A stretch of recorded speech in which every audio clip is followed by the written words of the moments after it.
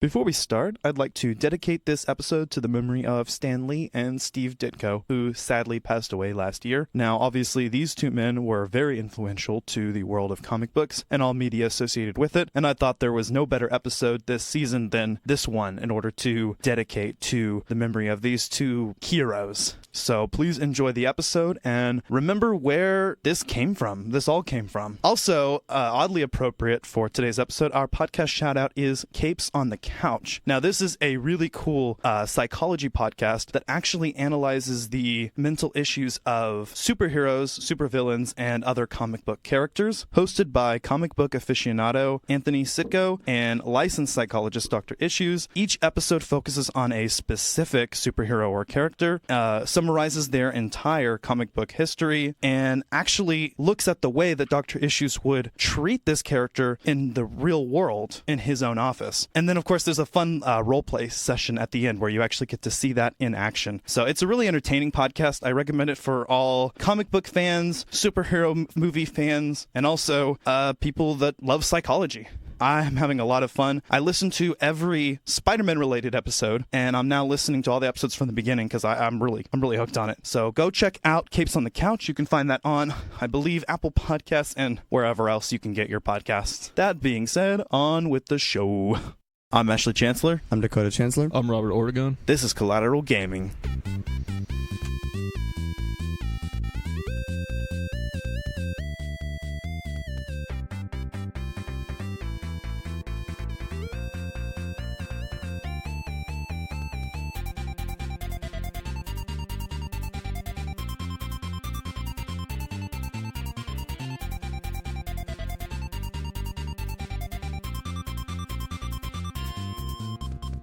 Welcome to Collateral Gaming, the only video game podcast that matters, where we focus on good games, bad games, and everything else in between in the world of gaming.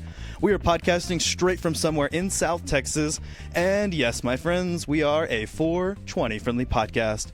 So smoke it if you've got it. My name is Ashley Chancellor. Fun fact, we're all going to die, life has no meaning, and there is no inherent purpose to life. What the fuck?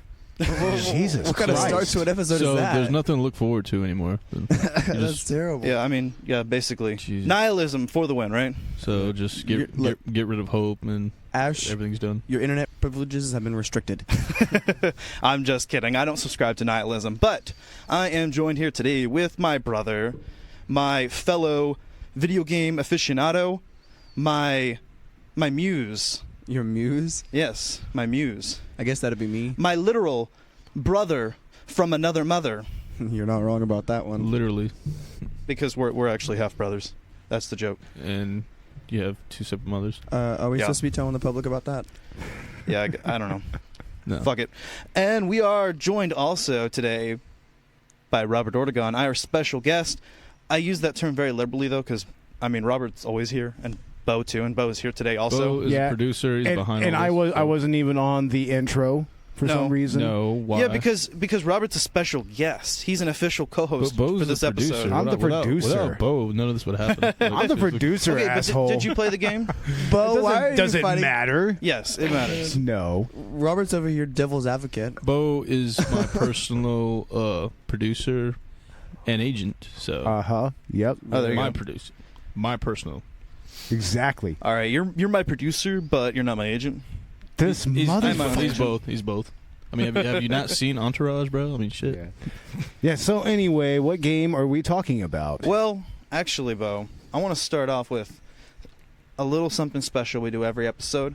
Collateral Gaming News. Boo boo boo. I know, we should have like a little... I know. I'm gonna throw that in there. I'm not this time, but in the future. Yeah, we can find some kind of breaking news music. There you go. Breaking Perfect. Yeah. news. Yeah, we're gonna do that. Something stock. E3 2019. Since our last numbered episode, that happened and we didn't talk about it. I wanted to dedicate a full bonus episode to it, but well, you know, life got in the way. I had a baby and shit, so And shit, life happened, right? life That happens. is certainly life right Yep. there.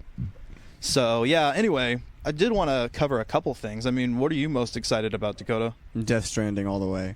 Well, I I know mean, that that wasn't on wasn't- 2019. I know, but that's what I'm excited for, man. Oh, that's just a game I'm so hyped for. Yeah. They elaborated further on the new Elder Scrolls game, didn't they? Yeah, supposedly it's going to have a shit ton of content. Yeah, so we've been told. Yeah, like more than any other Elder Scrolls game. There was a statistic they mentioned. I don't remember what it was, but also Cyberpunk 2077. Of course, Keanu Reeves. Keanu. That's right. Also, Nintendo wowed everyone. Breath of the Wild 2? I mean, Nintendo swept the floor of E3 2019. Oh, yeah. I mean, yeah, Breath of the Wild 2, new Animal Crossing, and Luigi's Mansion 3. There's a lot of shit coming. But, I mean, the Breath of the Wild sequel, it may not be called Breath of the Wild 2, but they've officially announced a sequel to The Legend of Zelda Breath of the Wild, an earlier episode this season. And I'm super stoked. People have been saying ever since Breath of the Wild came out that Nintendo could just go ahead and reuse the assets from that game. So it looks like they're finally going to do it, kind of like what they did with Majora's Mask. But we'll have more time to talk about that. Anything else from E3 that you were excited about? Not that I can remember. You did more research on E3 than I did. There was a lot of shit announced. I wish we had a full episode to cover it. But anyway, those are just, I guess, some of the highlights for us. Too bad we didn't get anything from Sony. Yeah, Sony didn't show up. That was weird. Yeah, that was weird, wasn't it? Sony didn't show up? Really? Yeah. I think they're holding off on announcing the PS5. They really want to produce something that's going to be better than the Xbox sequel. Right. Whatever it's going to be called. What was the project name? I can't remember now that you said Robert, that. the new Xbox. What was it called again? Project Scarlet, right? Project Scarlet. That's what it Scarlet, was. Wow. But I don't know how I remember that, but that's what it is, right? I knew you'd know. You're an Xbox guy now. Ah, man, we lost him. He's joined the dark side. Yeah, we had to lend him the PS4 just to play this game. It's got more memory than PS4, so sorry. Well, I don't know. Yeah. I think that they're both great consoles, and I mean, obviously Xbox- Dakota's PC master race. So Xbox One X is actual 4K. Jesus. Some of the stuff Whatever. ain't really actual 4K. Is what's funny. Look, I just built my own gaming PC, that's all. that's badass. That Well, is badass, though. That is PC Master Race as fuck. Fuck off. Seriously. before we get into too much bullshittery, I want to Yeah. mention another event recently. # video games are not to blame. Of course, this is after a statement after President Dumbass said something along the lines of video games cause violence and are responsible for the mass shootings. And as horrible as those are, you know, with the El Paso and the Dayton shooting. I mean, come on, video games? I know. It's such a big mess, and it's a big propaganda. Unnecessary. Absolutely unnecessary. Uncalled for. I mean, it's like you said, President Dumbass. I mean, there's really nothing else to say about it. I don't want to get too political, No, but God, no. I mean, I actually wrote a paper in college about why video games did not cause violence. I actually had to do an essay, and I had to choose a topic, and I picked that one, and I had to pull up some sources, and it was The beneficence of video games. Columbine. yeah, well, mostly defending video games, but also it's an interesting read. Maybe I'll put it up someday. Oh, video games turn people bipolar. I don't know. Yeah, that's fucking stupid. Okay, Yeah. look at the world. Look at the world game revenues. There are countries that have higher game revenues than we do, and look at who has a mass shooter problem. Only us. Yeah.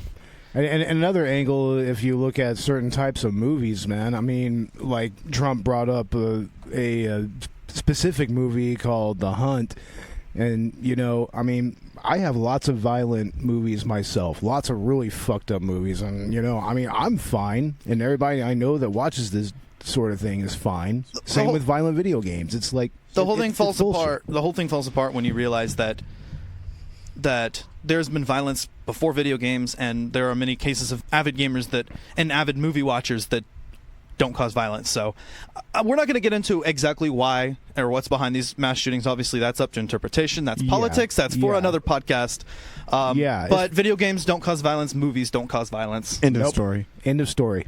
If you have a mental issue, you're fucked up to begin with, and if you can't distinguish reality from a game or a movie, you know, you're already fucked up to begin with. You need therapy.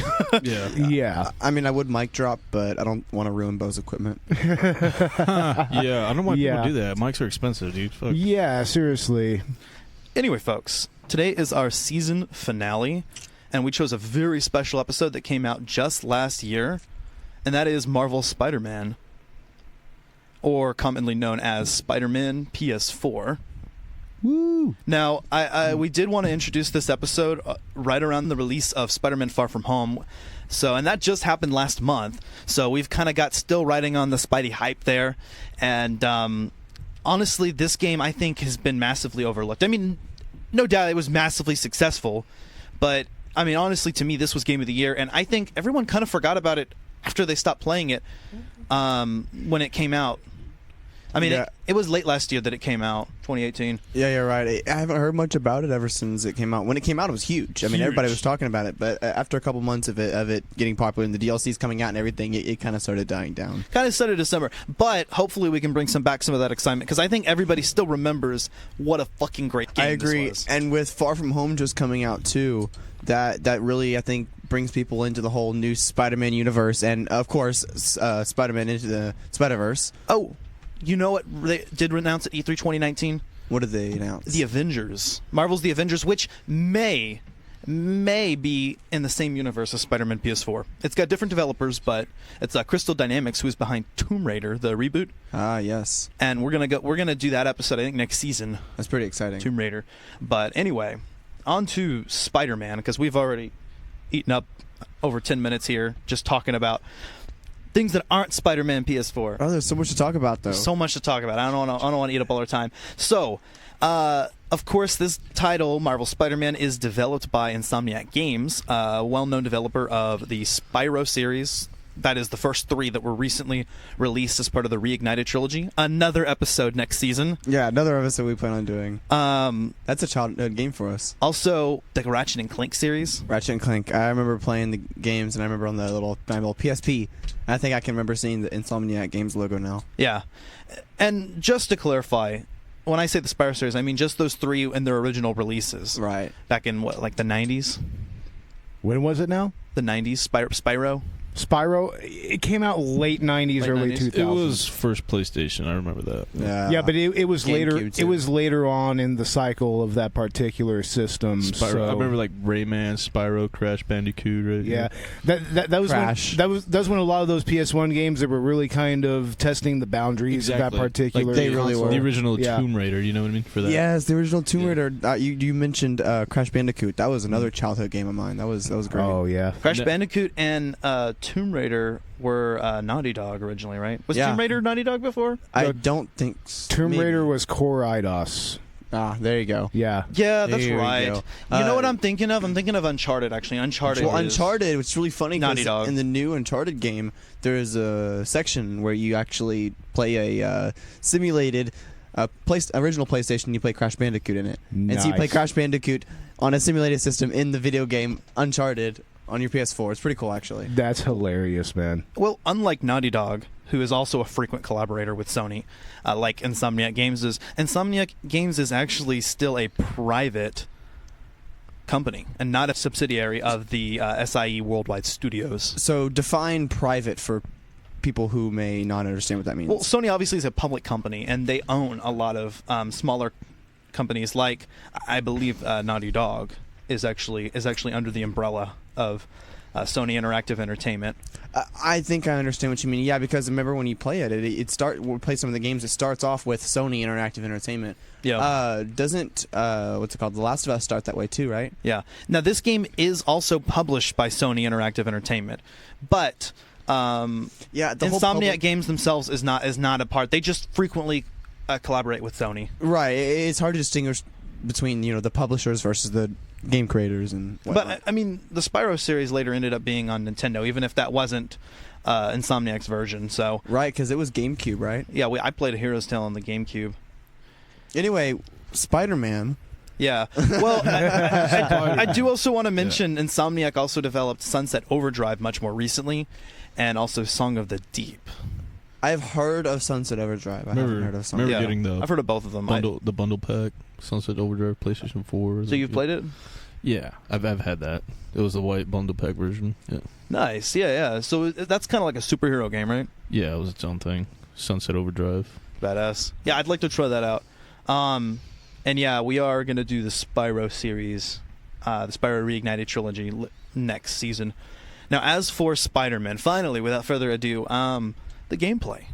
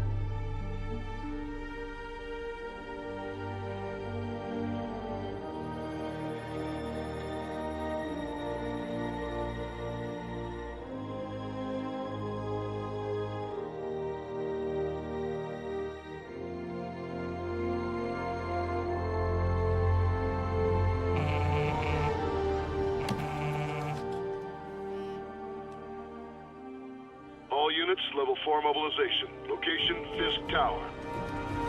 Fisk?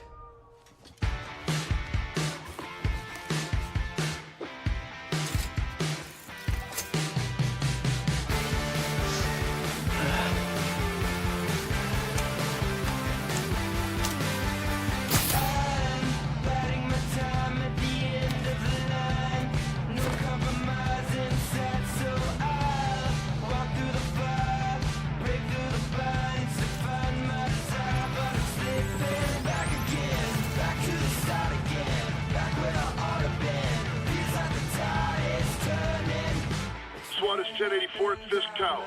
All units stand by. Warrant is en route.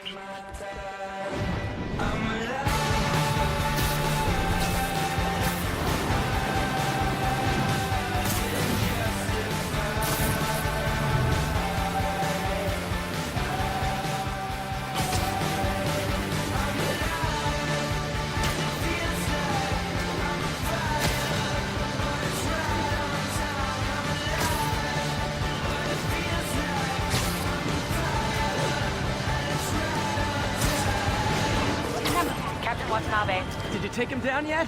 No, we're at Fisk Tower, but still waiting on the warrant. Mind if I join in on the fun? You know how his lawyers are. This one needs to go by the book. Come on, Yuri. I've been waiting 8 years for this. You really want to help? Head to Times Square. Sounds like his guys are trying to keep my backup from reaching the scene. You got it. Almost there. Now, obviously, this game, it's not the first Spider-Man game to come out. In fact, there is one in particular, Spider-Man 2, that It basically sticks in my mind. Yeah, it sets the precedence for the rest of the games from here on out, because it was the first game to incorporate open world gameplay in the Spider-Man games. Absolutely, In fact, wasn't it the first Marvel open world game? I mean, probably, yeah. It was revolutionary for its time and even introduced the idea of the webs anchoring to buildings and not running up in the sky, right, Robert?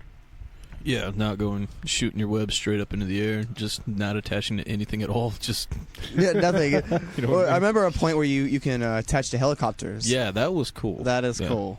That was cool. And that was based on a movie, which shows that movie-based games can be good. And obviously, we have had some other successful superhero games, but not a lot. Not really. Not that I can remember. I mean, you and I had a lot of fun with like Marvel Ultimate Alliance, for instance. We spent a lot of time doing that, but that's a celebrated series. That is a celebrated series. I think one was more well received than number 2. Yeah. But I've heard a lot more people say they played number 2 than number 1, so I'm not sure. I believe we're doing Marvel Ultimate Alliance next season too. See, look at that. So many episodes. We have so much planned. Maybe we'll switch that out for Marvel Ultimate Alliance 3 for Nintendo Switch if we do get a Nintendo Switch. That's right. Wasn't that last year's E3? Wasn't that when that was announced? Yeah, I believe so. Maybe the one before. I don't know, but I remember you talking about that. I remember that being an important thing that came up. The Avengers project was also announced some time back. But Spider-Man 2 really set the precedent for all Spider-Man games to follow, as Dakota said. And this game truly... I think it is a child of that progress, but only in the sense that these are, I believe, things that should be in any Spider-Man game or really any superhero game. Right. You and I recently watched a video review, person mentioning that it was a lot like Batman Arkham Asylum. It has a lot of influence, I think, from the Batman Arkham games, and I don't mean that in a bad way. Exactly. It's not a bad thing. It's not a copycat in any way, because these are aspects, I think, that should apply to, like I said, any superhero game. Right. And that is... the combat system, the free flow combat, where and it feels just like Arkham. I mean, but obviously, like this is the way it should be. This is how Spider-Man should fight, and you can freely combo from one enemy to the next. You can chain your combos together, and also there's dodging and timing is critical for that. But the little spider sense icon, which again, this is actually a relic of Spider-Man 2. This system in particular.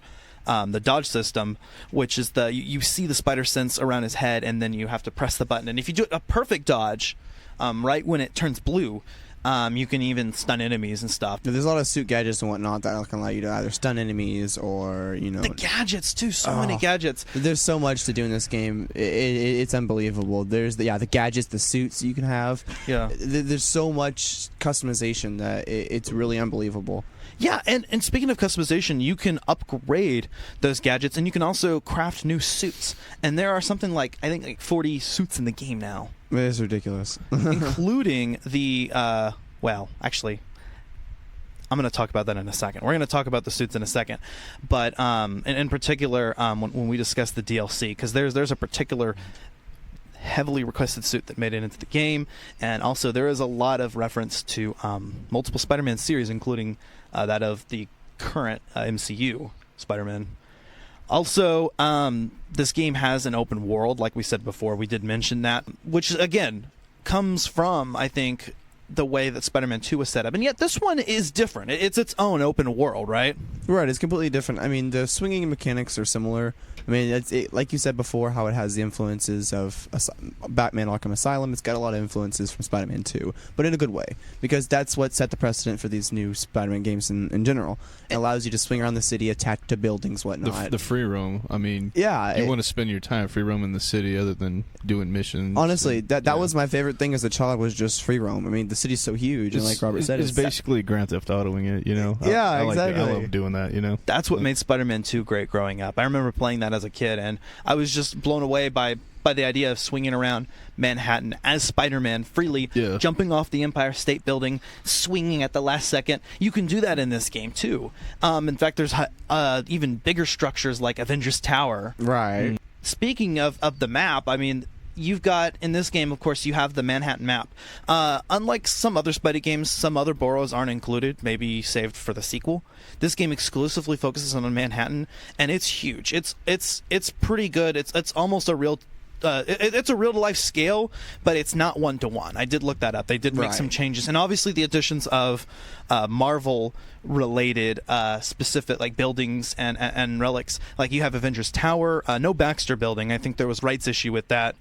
But they did have the Sanctum Sanctorum from Doctor Strange, and fuck yeah, dude. And Daredevil's Matt Murdock's law firm, Nelson and Murdock. Nelson and Murdock, yeah, that's from the TV show. Yeah, and it is separated into multiple real life districts like Harlem, Upper East, Midtown. Right, which is really interesting. So this isn't canonical with the MCU at all. No, this is its own story. It's its own story, but it uses the influences and it takes its own creative liberties to make its own story and things we already know, like you mentioned, the Nelson and Murdock law firm, and it's just so cool to see those little influences in there. Hell's Kitchen. Yeah. You forgot one more. Oh, that's right, Hell's Kitchen. Hell's of course. Kitchen, New York. Right? Yeah, Hell's Kitchen, and Hell's Kitchen is one of the districts in the game, and it's beautiful. And this map, oh my god, it's gorgeous. Central Park, beautiful. Wow. The graphics in this are amazing. The attention to detail is amazing. Every little detail. The insides of buildings, in through windows, you can see the insides of buildings. You can see individual fibers on all suits in the game if you pause for the photo mode, which is an awesome feature. You can literally have Spider-Man pose for selfies and everything. Damn. Really bringing this Spider-Man into the new generation. And I mean, Peter Parker obviously is very much a millennial, which is awesome. Millennial Spider-Man, millennial superheroes. Because, you know what? Fuck yeah, we do rock. I think millennials are great. Fuck yeah. Yeah, and then besides the main mission, which you're not... I mean, if you are invested in the story and you really, truly feel like you're Spider-Man, which this game makes you feel like Spider-Man in many ways that the Batman Arkham series made you truly feel like Batman. Right. If you're invested in the story... I mean, you'll want to go along at the right pace. You know, when the city's on fire in Act 3, like, you want to move through quickly. But the game itself doesn't necessarily push you. And so side missions are freely available from pretty much the minute you start the game, right after kind of the tutorial segment, right? And then there are some points in the game which it encourages you to go to do challenges. It'll tell you on the screen, hey, this is a good time to go do challenges, go spend time around the city. Yeah. And those are good points in the game where you should do that. But there are other times where, you know, it's hard not to when you're flying across the city and you're going to your next mission and you see a crime. You can't not stop and do it. I mean, you have to, you know what I mean? Especially because when you leave, it disappears and it's like, wow, you missed the chance to save a bunch of people. And I think you mentioned there is a J.J. Jameson podcast, which I guess you should mention the JJJ podcasts. No. There are podcasts in this game. J. Jonah Jameson has moved on from the Daily Bugle, as has Peter Parker. And Jameson has moved on to podcasting about Spider-Man. And these play while you're swinging through the city, and you can hear his various rants. You can turn it off if you think it's too negative, but honestly, I find it hilarious. Oh, yeah. This is a really good portrayal, almost as good as the J.K. Simmons portrayal. Oh shit! I mean that's a pretty definitive portrayal of Jameson, man. Almost as good. The only thing would be better, I think, is if he voiced the character. But then again, that's not to take away from the voice actor that does. I mean, he's great. I mean, don't get me wrong. He's heavily influenced by J.K. Simmons' character. I mean, it almost sounds like him. I mean, he's going for that impersonation. I mean, it's the same character basically, you know. Yeah, and I do want to talk about a lot of the characters. Yeah. But while we're on gameplay, I do want to also hit, the various side missions that are available, right? And what else is there to do in the open world besides following your main objective? Right. Well, there's tons of side missions. I mean, you got your side mission challenges where you can stop and do, and those get unlocked throughout the game. But then additional stories. Additional stories, right? But then you've also got your mini challenges, which is like collecting backpacks across the city. That throughout I guess you'll get through the story more, but you're basically Spider-Man has been Spider-Man for 10 years already. 8 years. 8 years, that's right. And so throughout the time he's left backpacks everywhere, and you can go and collect those, and you can get different little items throughout it, collectibles. Although, question: if webs dissolve in an hour, which is canonically true, how do those backpacks stick? I'm guessing a separate web he makes. If they were from his high school years. Right. Oh, wow. That's funny. But anyway, it's a collectible you can do. There's also landmarks you could take pictures of. There's actually hidden ones, too, you can take. If you just start aiming your camera faces, you'll start seeing you can take pictures in random locations. You get to play Peter Parker's photography career. Although Peter has moved on from photography and now is a scientist, which we'll get into in a second. But of course, he still can take has selfies. his skills. You can take selfies, which are just for fun, and then also in the game you can take pictures of landmarks. This is not in the photo mode. This is an in-game mechanic, and actually it's part of the 100% completion is taking pictures of certain landmarks, right? Like classic landmarks like the Empire State Building and the Flatiron Building, which are real life, but also Avengers Tower and everything that's Marvel related. Which this game's map is a perfect mash of, Oh, it's beautiful. It's such a great, because you can see everything in it. There's influences from every single Marvel thing that's come out to date. It's a smorgasbord of references to both real life and comic. Perfect analogy. Yeah. So many Easter eggs, and continuing on challenges, there's other ones like there's the Taskmaster challenges. Oh, those can be difficult. You try to beat your personal scores on and get a higher rank. Right. Yeah. That's just kind of like exactly. It's a rank challenge. It is actually getting silver on all of those is part of the trophy collection, and I did platinum this game. One of the few games I've ever gotten every achievement or trophy there is in the game, because that again shows how streamlined this game is, because with all those side missions, the collectibles, the Taskmaster challenges, the actual side missions, and also like the landmarks, random crimes happening throughout the city while you're on your way to your objectives. With all of that, it's very streamlined. A lot of it feels like it's on the way, and it's not hard to 100% this game. I know I did, and then I was motivated to just go ahead and platinum the whole thing. Right. I platinumed all the DLC. And it doesn't feel tedious. Nothing about doing any of the challenges feels tedious at all. It feels so natural, and you want to go out and continue to do more challenges. In that way, it's like Assassin's Creed. I think Assassin's Creed is a series that, for all the mixed reception it gets, really does well at side missions. I really felt like Assassin's Creed does an ample job of making the side missions actually feel fun and not like extras, not like a chore for after you finish the main story. This game, does the same. And similarly, Assassin's Creed is another series where it's really easy to 100% complete. Yeah, that's another one where you've probably platinumed too. I almost got every achievement on Assassin's Creed 2. I think that's the closest I got, but I did 100% it. And a couple other games in the series. Now, also, there is a in-game leveling system, which you can select certain skills, which work like perks, which unlock abilities like being able to web swing enemies around, web swingers, yank weapons out of people's arms, things like that. It's really funny too, because as I was progressing through the story, I had no trouble getting the skills, because literally the scene before the end of the game, that's when I got my last amount of skills and level up. to finish my entire skill board. So it was like I did everything at the right pace. Yeah. So I was able to completely upgrade and get everything. I didn't end up with all the suits by the end, but you're not going to, because there's challenges you have to do after the game to get all the suits. Honestly, half of the fun of this game is actually after the main story ends, after you get through that and cleaning up the city, which feels natural. Again, even if you save some of it for after you finish the main story, it doesn't feel like a chore to do. And in a way, you also have no issue completing all of it before the main story and clearing everything out. Right. Well, it feels natural because that's Spider-Man. You know, Spider-Man is going around the city being your friendly neighborhood Spider-Man. That's one aspect in particular I love about this game, is you truly feel like Spider-Man. Not only with the combat, like we were mentioning earlier, flipping between enemies, but also in just the way that the open world is presented. As you're on your way to a story mission or whatever you're doing, whatever you have as your personal next objective, you'll get like almost there, and then suddenly you'll notice a random crime occurring. And there's a certain amount of these that have to be done per district, 5 different per each enemy faction, in order for 100% completion. But then there's also random encounters after that, and you're maybe tempted to skip it, but then like you suddenly feel the personal responsibility, or at least I did. I felt like Spider-Man.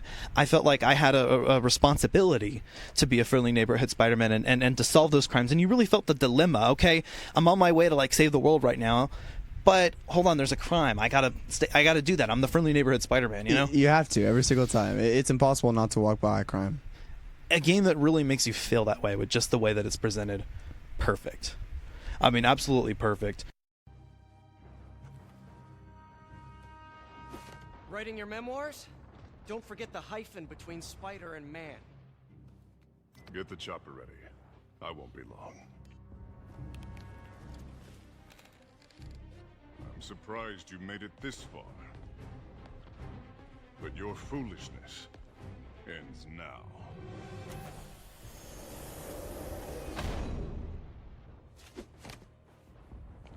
You do know I can still see you, right?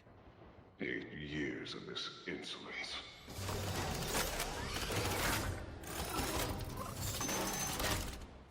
Oh, for me? You shouldn't have. Gotta wait for an opening. It's reloading.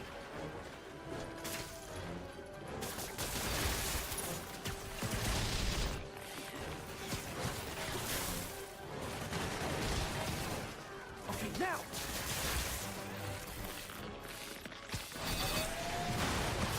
What are you doing? Now's my chance.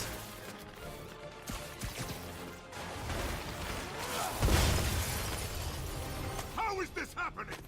What's wrong, Willie? You seem angry. I will destroy you!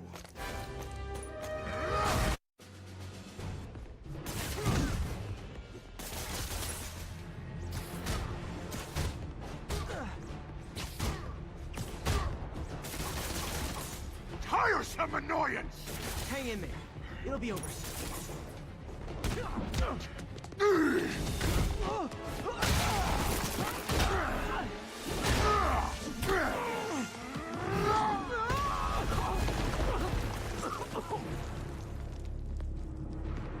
are everything that's wrong with this city!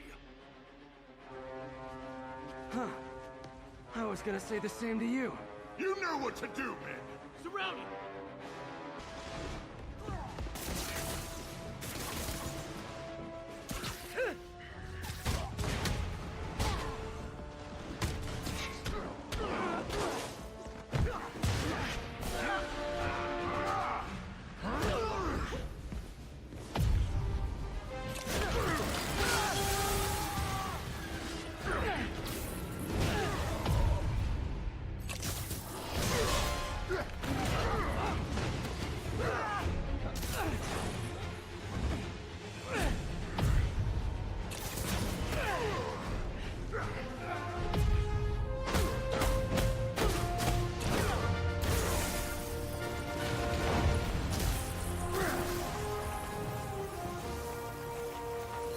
So, should we kiss now? Yeah, maybe later.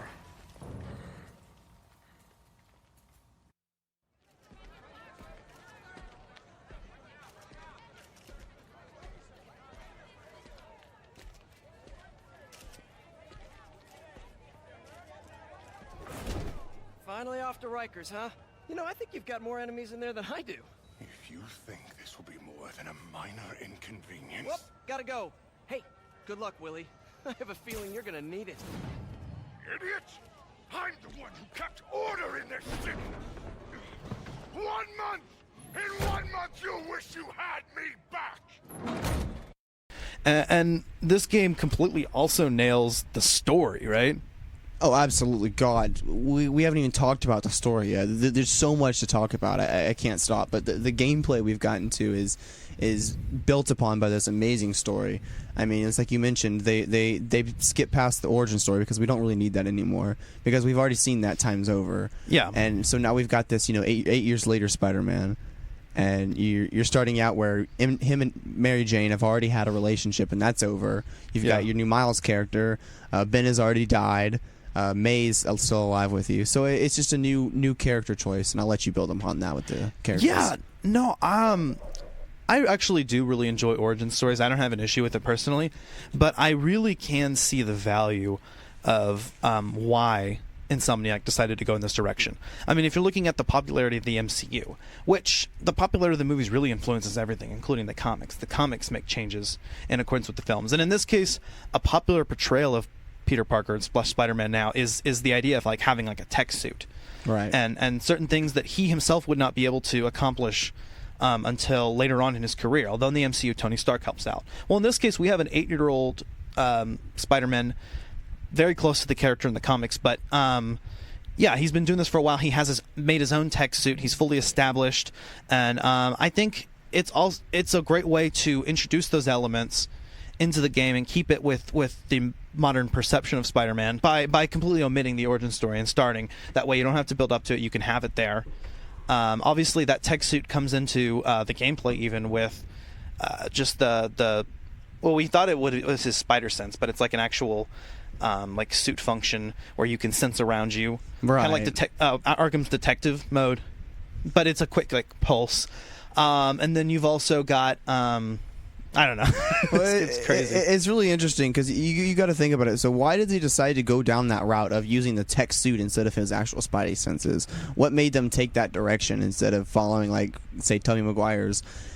For instance, he also has the web shooters. Right. That's not innate. That's something he builds. He builds his own web, which is something they've been doing for a while now, and that was the original backstory. But what made them not decide to go with Tobey Maguire's, organic webbing? Yeah. Pretty much because that's exclusively a Tobey Maguire thing. And we've moved on from that. I figured it was. I was wondering if that was just like original comics. Was it always the way that he built them, or did he have that in the ever?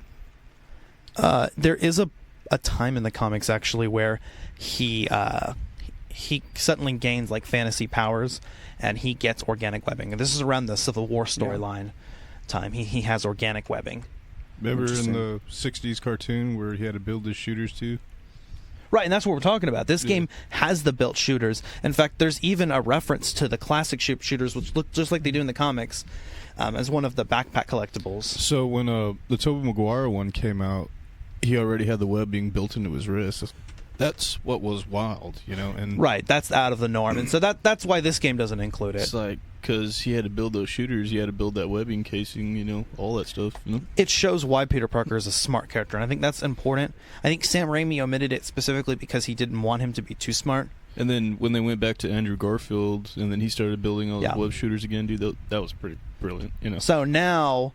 And see, that was interesting because the organic webbing was a product of the Raimi films, and then the comics followed suit and gave Spider-Man organic webbing because that was the modern perception. Yeah. But then Andrew Garfield portrayal brought back the web shooters the way it's supposed to be. And the comics changed back. They were again. using it for tensile strength, pretty much, testing it like baling wire almost. Right. Well, he develops his own actually. Yeah. So we mentioned the MCU, and the MCU has made such a big impact on the way anybody sees Marvel now because that's the most popular Marvel there is. Everybody and their brother has seen Endgame or at least Infinity War, one of the two. And so that's the story that everybody knows about Marvel, and so that's the story they're going to build upon. They're going to build upon the backstory that's created, and not the comics anymore because that's almost outdated. Right, and you can definitely see that influence, for instance, in the new Avengers game that's coming out. Right. The characters are definitely reminiscent of their MCU portrayals, although not exact. They are their own. And this game, in the same way, I think it does take. Well, actually, the take on Peter Parker is closer, I think, to the comics. In my opinion, this is the perfect Peter Parker / Spider-Man. Hands down, the best cinematic portrayal of Peter Parker and Spider-Man in anything. And this is a video game. This is a video game, and it's the best Spider-Man movie, in my opinion. It feels like a movie during the entire game. That, like The Last of Us, which was our previous episode, if I'm not mistaken. Yeah, just like that game, it has a very compelling narrative. Right. I guess our last numbered episode. Right. But anyway, no. Yeah, it was like a movie. You're playing the game, and you feel so immersed. And it feels like a movie. Right. And the motion capture performances are perfect. Spot on. I mean, they look great. It looks like it's right out of a movie. Just, you can tell it's animated still, but it definitely takes full advantage of the PS4's power. And I don't know, Robert. I don't know if Xbox could match that power. Oh, really? Is that what you think? Well, I don't think your Halo could beat my Spider-Man. Oh, really? In terms of exclusives, I think Sony does have the upper hand right now. I mean, Spider-Man, Last of Us, Horizon Zero Dawn. Death Stranding, right? Death Stranding. God, I can't wait for that. I tell you. God of War. Another episode next season. That's another episode. Which game are we doing? The original? We're doing the remake. The remake. Yeah, the remake. Yeah, because I've heard it's phenomenal. And that came out right around the time that Red Dead Redemption 2 came out. Another episode next season, and this game came out. All came around the same time, and they were all contenders for Game of the Year. Right, exactly. So there's so many games that this either takes influence of, or at least gives influence to other games. You can see it a lot right now in all these games. They have a lot of similarities. We're mentioning a lot of games we're doing because we've got Uncharted that we mentioned. We've got Red Dead Redemption that you just mentioned.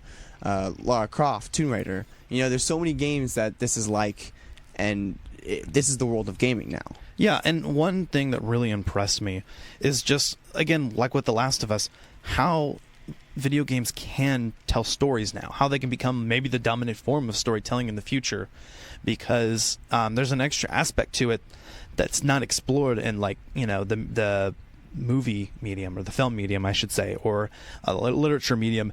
There's definitely that interactive element, and now historically we've been taught that video games can't really have as good of stories, but now we're being taught that they can as technology progresses and as we put more effort, as the industry grows.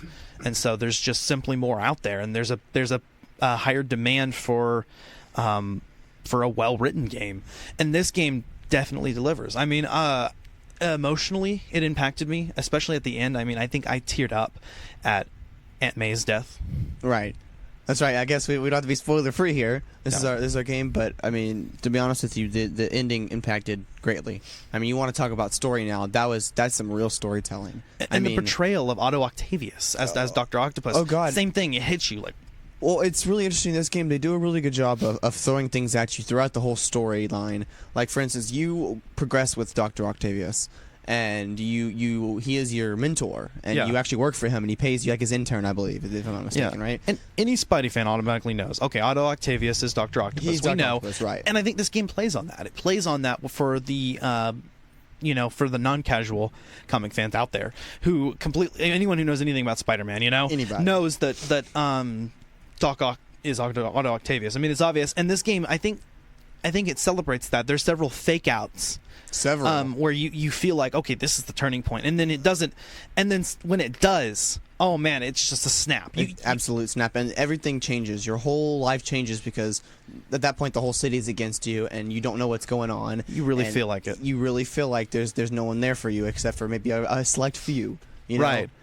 And it's hard to realize because everything's changing. Octavius, who you thought was your friend, literally, he knew that you were Spider-Man the whole time.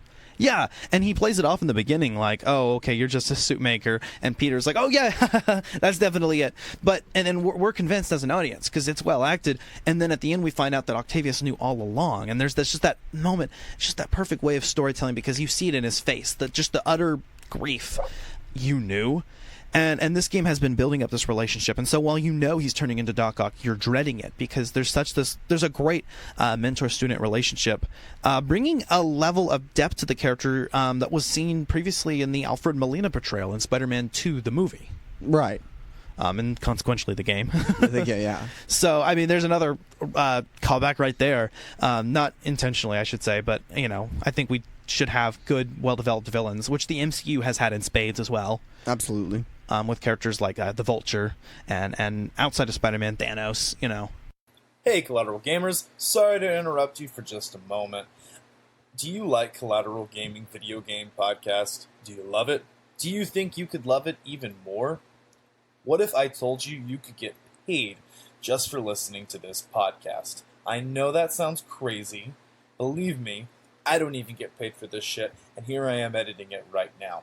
Of course, that does change whenever I use the app called Podcoin. It's a free new app, and it literally pays you to listen to podcasts. Here's how it works. You listen to your favorite podcasts, and you earn a currency called Podcoin while you listen. You could turn that Podcoin in for gift cards at places like Amazon and Starbucks, or, if you want, you can even donate that to charity. The more you listen, the more you earn. Here is all that you have to do. Go download the app right now on the App Store on either iOS or Android, and once you get signed up, I have a special code just for you. Simply use our code CollateralPod, and you'll get 300 Podcoin just for signing up. And if you listen to enough of us on there, you can get a Starbucks or Amazon gift card on us. Go ahead and go listen to this podcast or any podcast on Podcoin, and don't forget to sign up with our code. Again, that's CollateralPod, capital C, capital P, all one word. It'll change the way you listen to podcasts. Hello, everybody, and welcome to Bill and Frank Eat Pop Culture. The Bill and Frank Eat Pop Culture Podcast, available today on Spotify, Apple Podcasts, and at the website baggedboardedandboxed.com. The entire commode shifts. I feel like you leave the log. I wiped, I cleaned up, I left it. Two completely unqualified, self-proclaimed experts discuss television. Varys drops his robe and he's got this huge He's really been playing the Game of Thrones. Movies. James Cameron is a douchebag. Comics. Mystique can grow airplane wings. What? Well, she's a shapeshifter. And professional wrestling. This is not a wrestling podcast. Lashley is just a dial tone. Like, who cares? Dial tone. Already many great episodes for you to binge listen to. Go catch up now. Bill and Frank Eat Pop Culture. Go listen, download, and subscribe today. I am wearing pants, but no underwear. But you know, just to touch on how great this story is. I mean, like I said, I think it's the best Spider-Man film, and certainly Yuri Lowenthal's portrayal of the character Peter Parker is the best cinematic portrayal of Peter Parker, hands down. So Yuri Lowenthal, talk about him. What did he do? Sasuke Uchiha. Ah, that's right. Naruto is my shit. I love Naruto. It's my favorite anime. Always will be. It was my first. So he's the voice actor for the English dub? Yeah. Oh, no, sorry, the English dub, right? Yes. Yeah, okay. Yeah, Yuri Lowenthal. That's a Russian name. I believe he's Russian. But coincidentally, the name Yuri is actually also used in the game for Yuri Watanabe, right? Yeah, which is actually short for Yuriko, and it's Japanese. Yuriko Watanabe. There you go. Who is another character from the comics, becomes, I believe, a spider vigilante of some kind. I'm not completely well versed. I have to admit, I love the comics, at least what I've seen of it, but I'm not like an encyclopedic source. I haven't really read that many. Right. But actually, we can look it up. Yuri, Spider-Man. We're gonna do our research, because here on Collateral Gaming, we do our research. I mean, we could put hold music or something in there, but nah. Some elevator music, maybe some Creed. Wraith is her name. Wraith is Yuri's alter ego, her identity. So, and again, alter ego, obviously, very important to superhero stories. Even though now the idea of a public identity has kind of been the standard. Spider-Man remains a character who has an intense duality, and I think it's integral to his character that he maintain a secret identity for most of the time. And this game definitely delivers on that. I mean, like I said before, I think it's the perfect portrayal of Peter Parker, and the reason that I believe that is because of how well it does capture both aspects of the character. I mean, I'm a fan of all Spider-Man movie portrayals, I would say. I like Tobey Maguire. I think he does fantastic Peter Parker. I like Andrew Garfield even. I thought he was actually one of the good parts of the Amazing series, which I don't hate. because he was actually a really great Spider-Man and actually nailed the witticisms. Right. And that then was Tom Holland, who's a good mix of both and really an embodiment of the character as in his teenage years, but has yet to fill those shoes completely. Although Far From Home really brings him close. That's one, unfortunately, we can't spoil, but it is one we can definitely tell that was definitely worth watching. Yeah, it was great. We will be probably doing an episode on that or something, some kind of more talking on about Collateral Cinema. Oh yeah, we'll talk about exactly that on Collateral Cinema. Yeah, that's an idea. I mean, Far From Home was really great. Although we did just do in-game, so.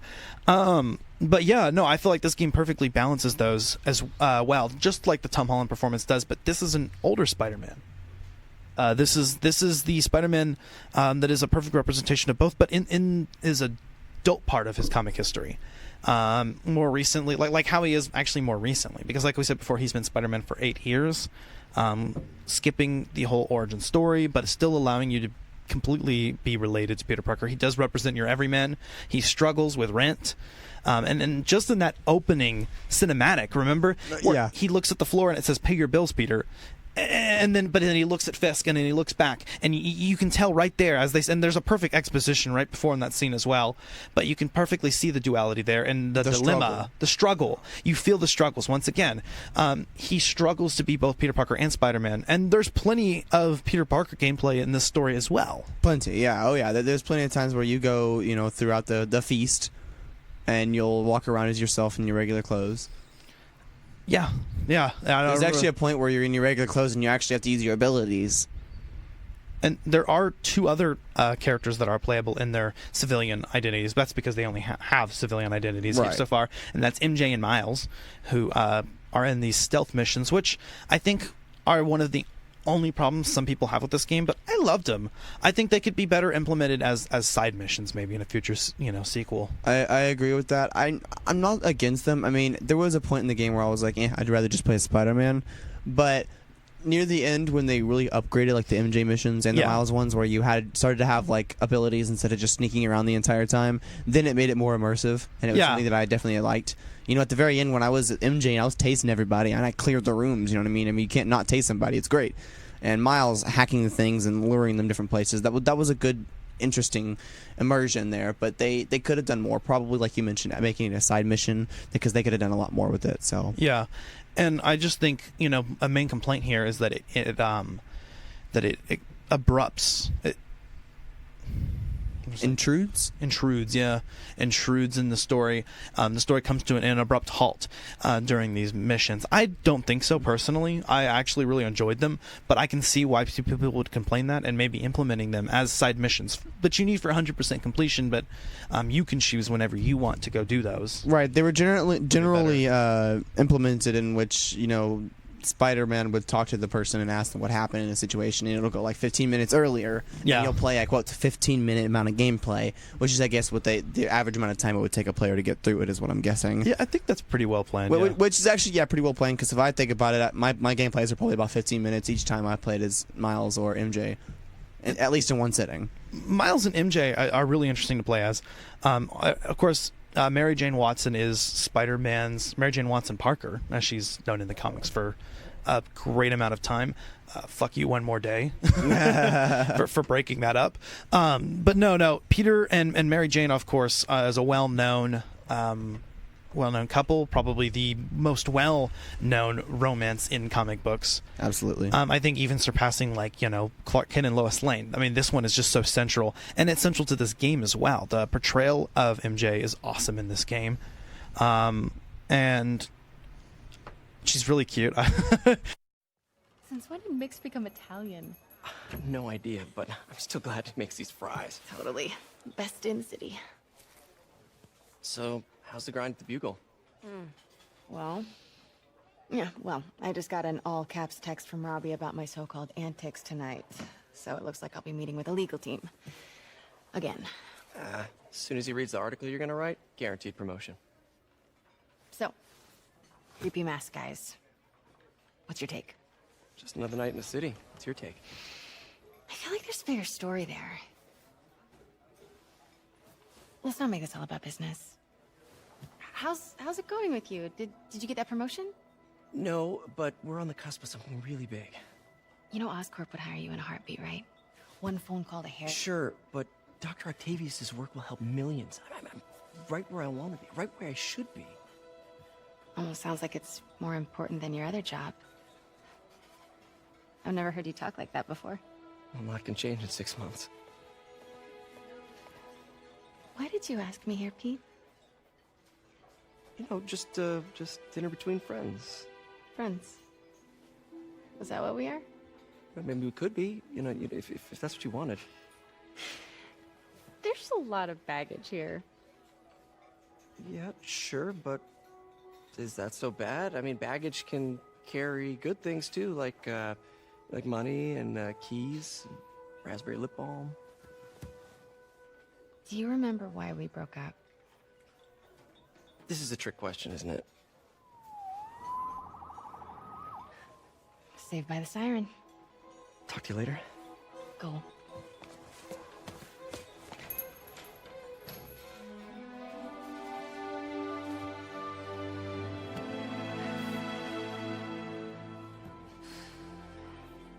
Love seeing you two together again. You always were my favorites.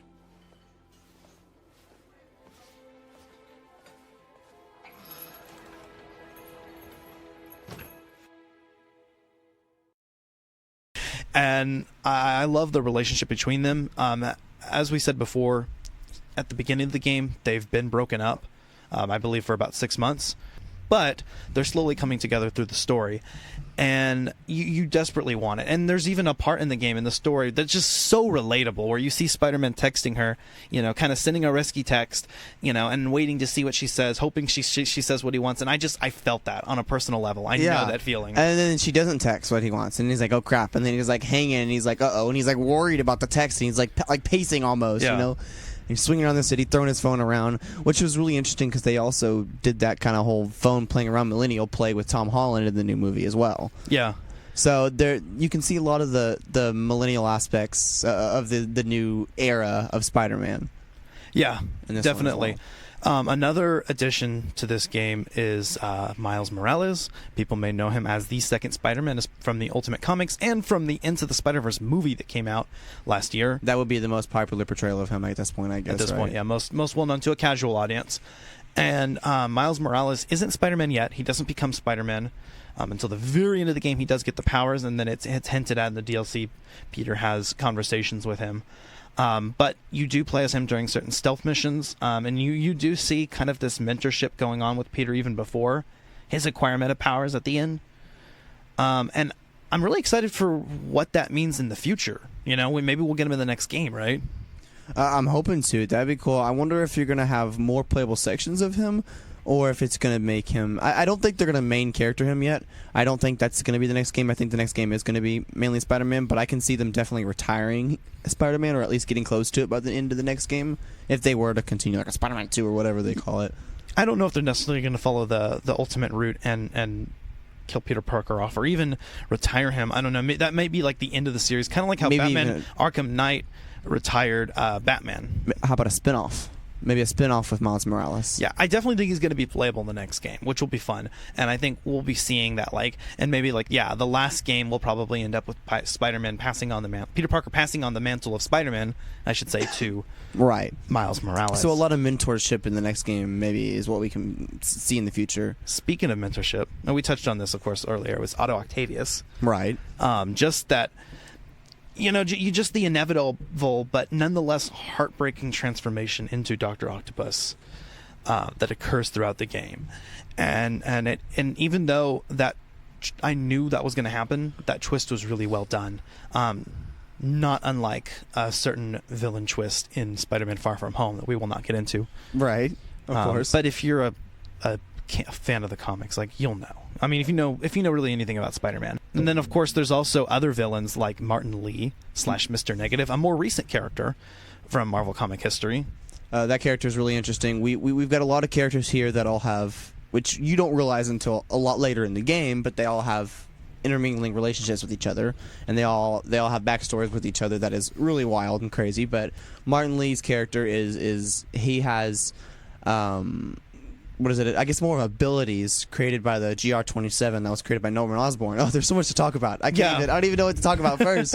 Well, but Mr. Negative and Dr. Octopus both have beef with Norman. Right. The future Green Goblin. Which he's not in this game, although he is the mayor. He's definitely a villainous character. Well, in terms of politics. Politically. Right. Corrupt, to say the least. Corrupt. Definitely corrupt.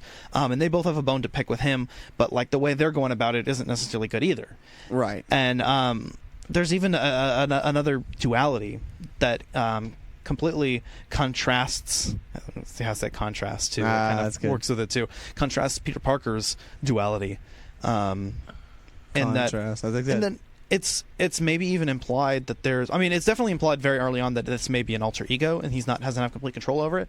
But then slowly, it's shown that maybe there are aspects of Martin Lee, definitely his hatred of Osborn, that are intentional, or with what's his face, Otto.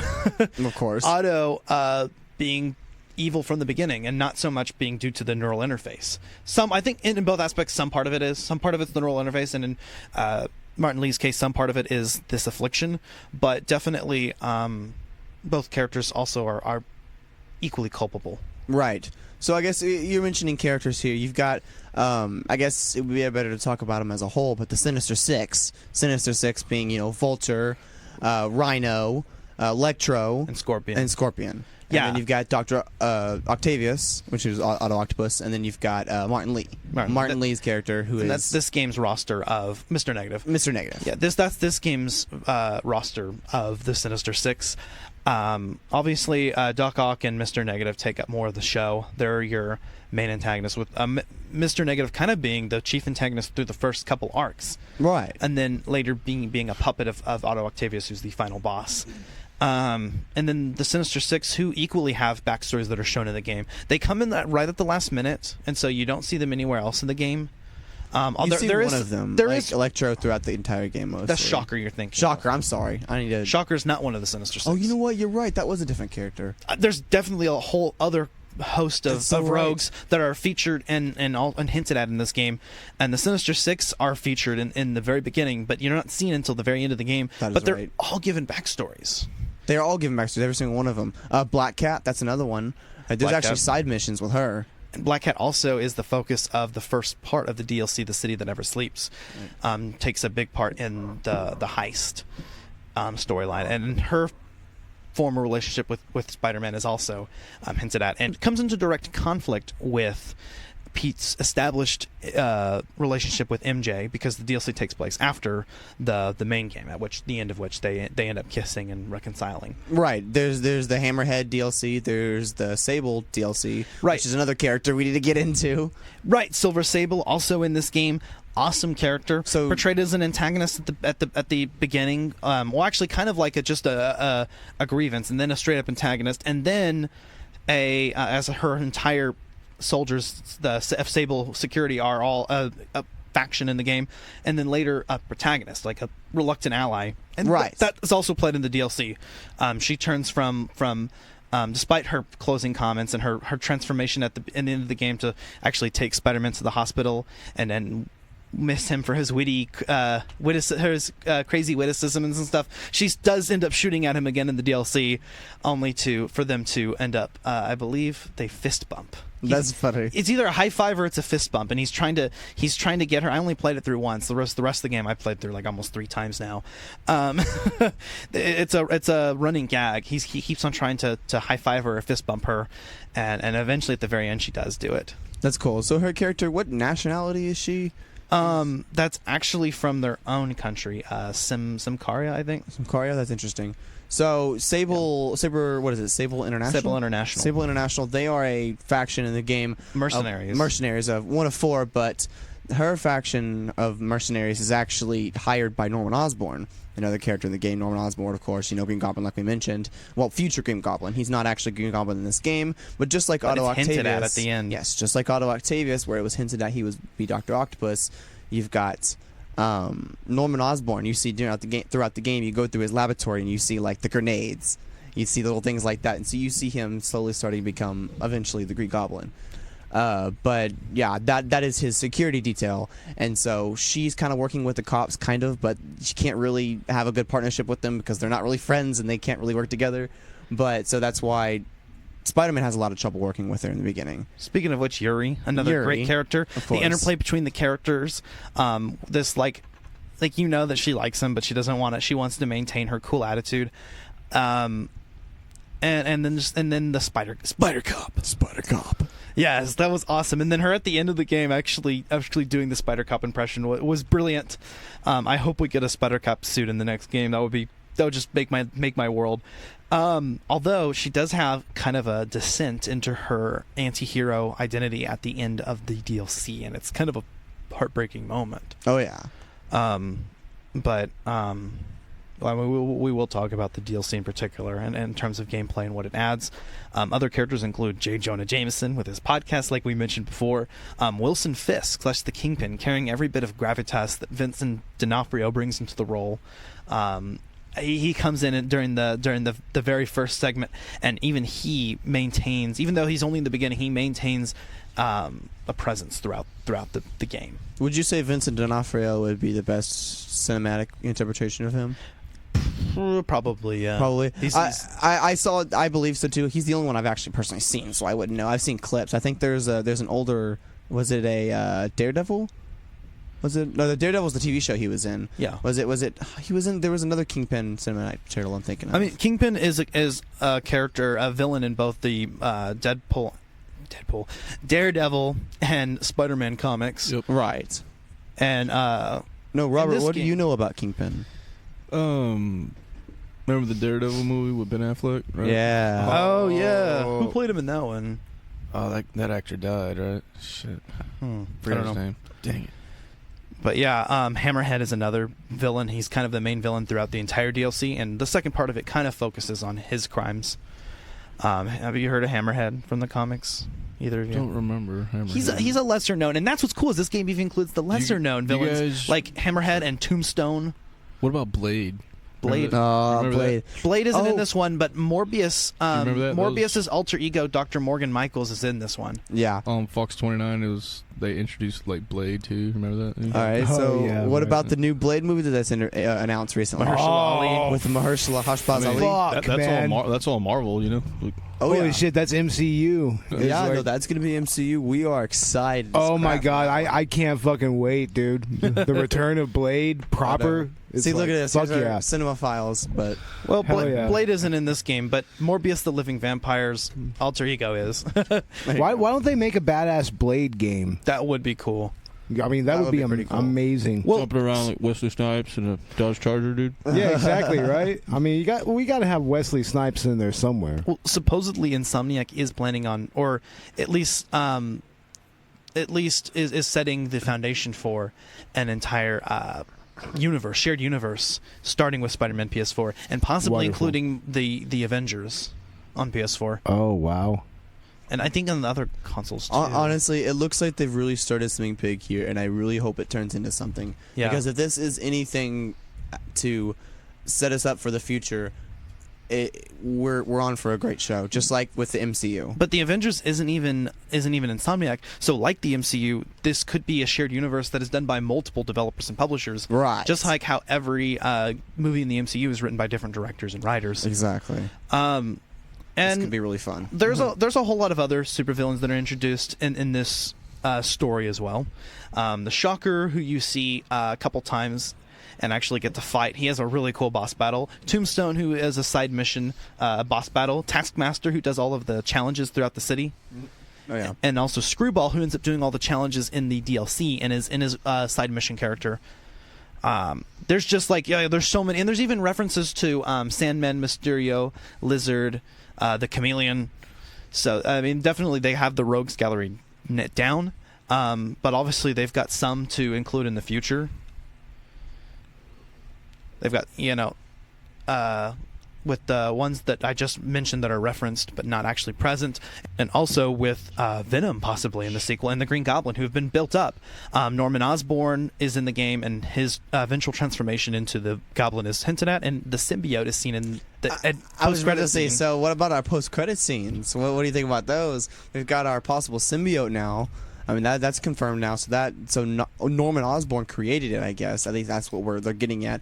Maybe possibly, or it was. He could just be studying it from space. But right. I think they're definitely drawing on the storyline where Oscorp creates a symbiote, which is in the Ultimate Comics. So would that leave our options being Harry being Venom at first, maybe? I believe there's a cartoon where Harry becomes villain. I think there's an animated series where that happens. Eddie Brock is referenced in the game, but they could go with Harry since they built him up, although Harry is yet to be seen. Harry's been away supposedly on a vacation, but actually sick and kind of kept in stasis by his father, as revealed in the post-credit scene. Yes. Or actually revealed in the end and seen in the post-credit scene in New York the entire time.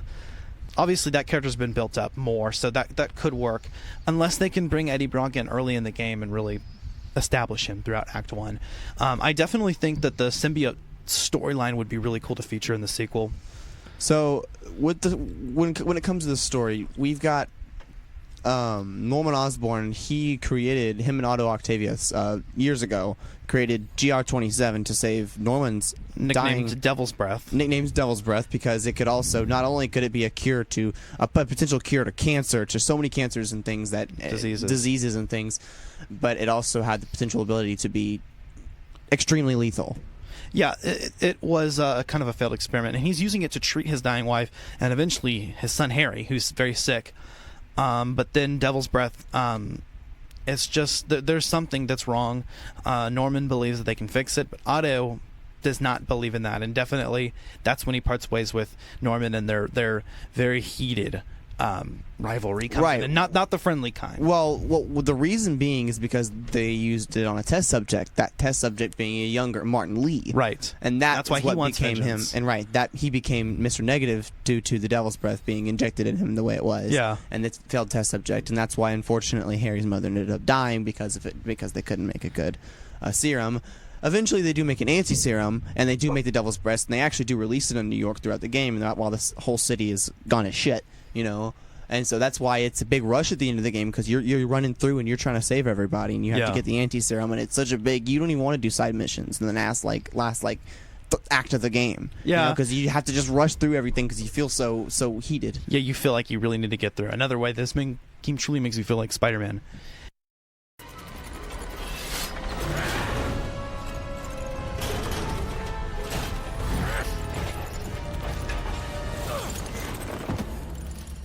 Such a disappointment. Parker.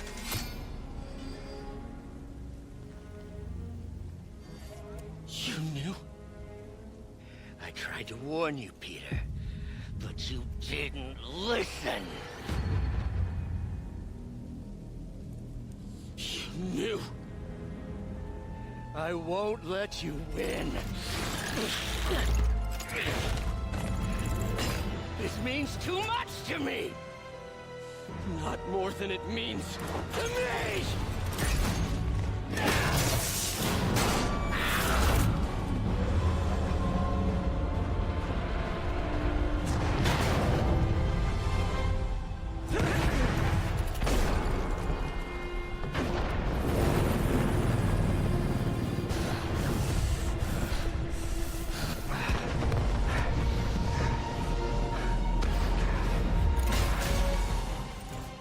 You see all the people you're hurting?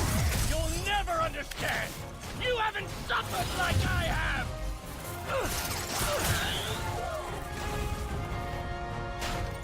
You should be on my side! I won!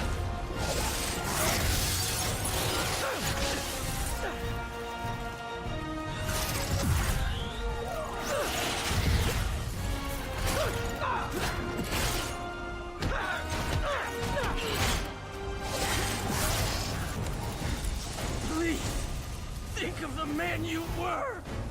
That man is gone. You can't save me, Peter. Then I guess you'll have to save yourself! You were my hero! You meant so much to me!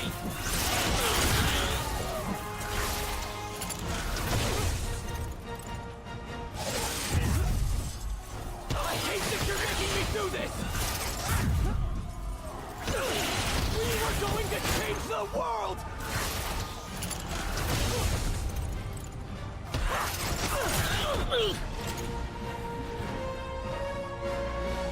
You look tired, Parker. Not tired. Just hurt.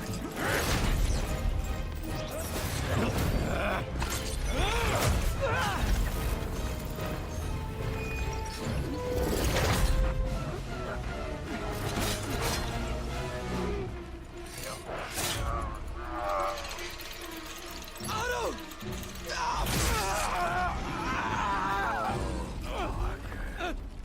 If you want to change the world, you have to be the kind of man who can make the hardest decisions.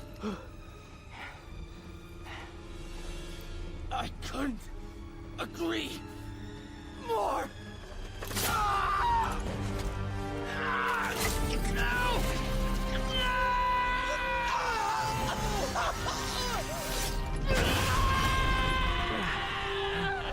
The anti-serum.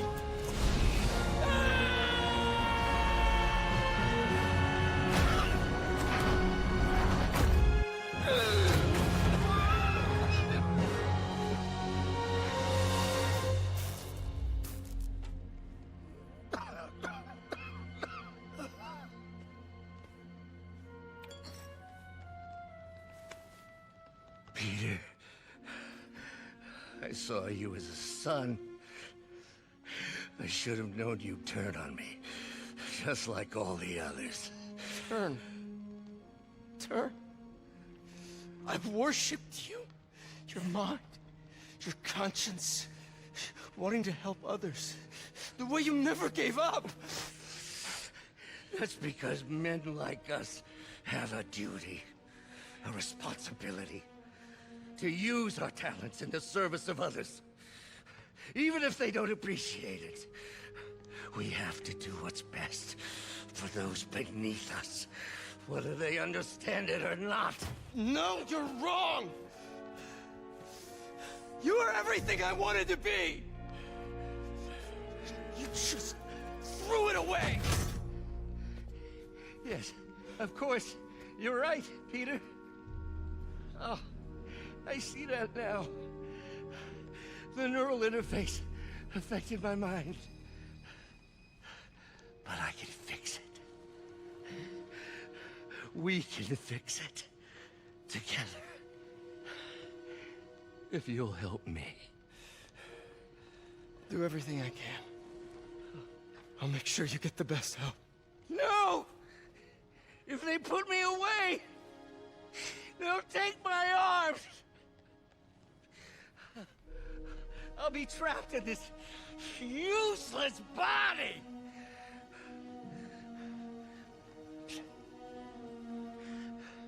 Please, Peter. That wasn't me. You said you'd never abandon me. You promised. Remember?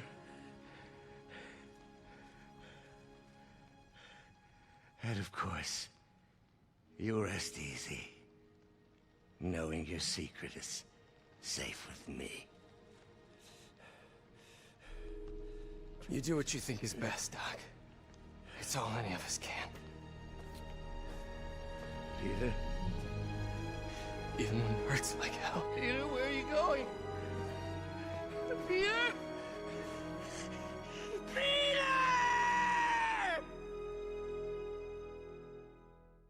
Yeah, the story definitely impressed me, and even the story continuing into the DLC, focusing on Black Cat in the heist, Hammerhead and Turf Wars, and Silver Sable and Silver Lining all together to create the City That Never Sleeps, a 3-part story. And that exists kind of separate to the main game, but they all work with each other. They're one continuous story. including also, besides the additional story content, more DLC suits. And then there's also some free suits that were updated, that were added in patches. And then, of course, including the heavily requested webbed suit, or known by fans as the Raimi suit from the Sam Raimi trilogy. That's in the game. It's so much fun to swing around the city with the same Raimi suit. People were begging Insomniac to put it in. And that's not part of the DLC. It's part of actually a patch, so it's free. But yeah, people really wanted the Raimi suit, and they got it, and it took Insomniac a while to secure the rights. So it's like, kind of like, guys, like people acted like dicks online with it. I mean, of course, you should have seen Reddit and Twitter. I mean, and then Insomniac delivered, and it's like, come on, like, don't ask them another fucking thing, because I mean, they included those. Also, every MCU suit, the homemade suit, the Stark suit, the Iron Spider suit, also the Iron Spider armor as seen in the comics comes in the DLC. Right, though they did a fantastic job. The stealth suit and the upgraded suit from Far From Home, which were just released in a recent update. That was the one I was going to mention. Exactly, that one is so exciting. That one is probably my favorite, besides, of course, the advanced suit to swing around the city in. But honestly, I gotta say, the advanced suit is just the best one, and all around to swing around the city. I spend most of my time in the advanced suit. Honestly. It's my personal favorite. That's the one that's featured on the box art with the white spider. There's a story reason for that as well. Otto Octavius actually created the white spider design. Yes, and eventually you create a suit later to fight Octavius. As an armor above it, but looks just like the advanced suit. Looks just like the advanced suit, exactly. Anti-Ox suit. And underneath it, you are still wearing said advanced suit. And so when you do end up battling Dr. Octavius later, which is such a emotional moment, but he ends up breaking you down, and he tells you that he knows you're Peter the entire time. Yeah. And that's what's so crazy, because you trusted him. And in Spider-Man movie fashion, the suit is completely torn up. Exactly, completely. The mask is starting to fall apart, and that's what's a cool moment is Peter's hiding his face because he's like, okay, I can't let him know I'm Parker, and then he says, while Peter's head is turned, Parker, and that's when he turns around, you knew? And then later repeats that phrase to Aunt May, but you can see definitely the juxtaposition there, because he says to Aunt May in a much calmer tone, you knew, but still like shocked, and it was like she knew all that time, but she didn't tell him to protect, to. So it was that like duality. They have so much. That's a big theme in this. Yeah. in this show, in this movie. I'm sorry, game. I mean, what is it? Yeah, just like The Last of Us. Movie game. It's so hard not to. Crap. Movie game, like Uncharted. Yeah, Uncharted is too. Dude, if you want to talk about Uncharted, that's our first one next season. We got to give it to you. You got to play that. It's so much fun. Yeah.